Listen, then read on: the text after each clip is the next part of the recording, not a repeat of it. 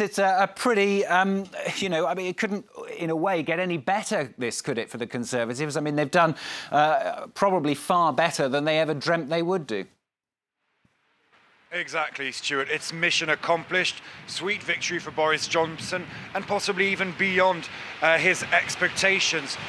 With this majority, he is set, he and the Conservatives, to secure a solid majority in the House of Commons. You just heard the British Prime Minister speaking of a historic victory. So he's won, of course, in his Uxbridge constituency, but furthermore, it's all about his troops, his Conservative troops winning in a traditional Labour bastion. Sweeping victory for the Conservatives in the United Kingdom. And now the question, will he choose to truly be a one-nation Conservative? Will he be the man who will be able to reunite the country, heal divisions? You are well aware, of course, of the ongoing turmoil for years now in the country, divided, of course, over Brexit. Well, now he's got exactly what he wanted, this mandate to get Brexit done with this solid majority, it seems, in the House of Commons.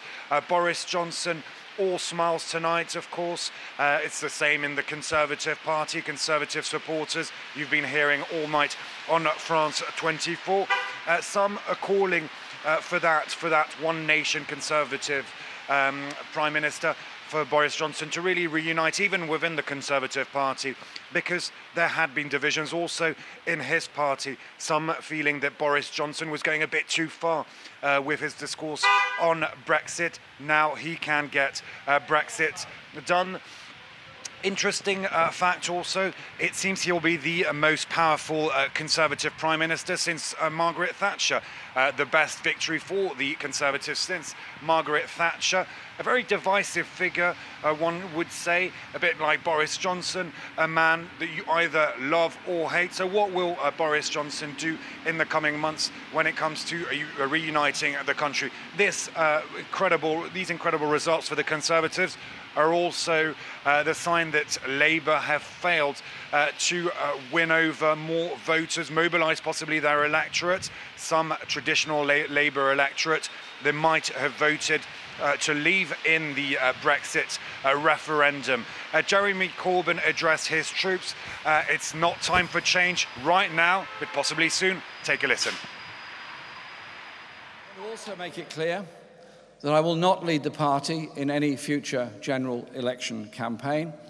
I will discuss with our party to ensure there is a process now of reflection on this result and on the policies that the party will take going forward.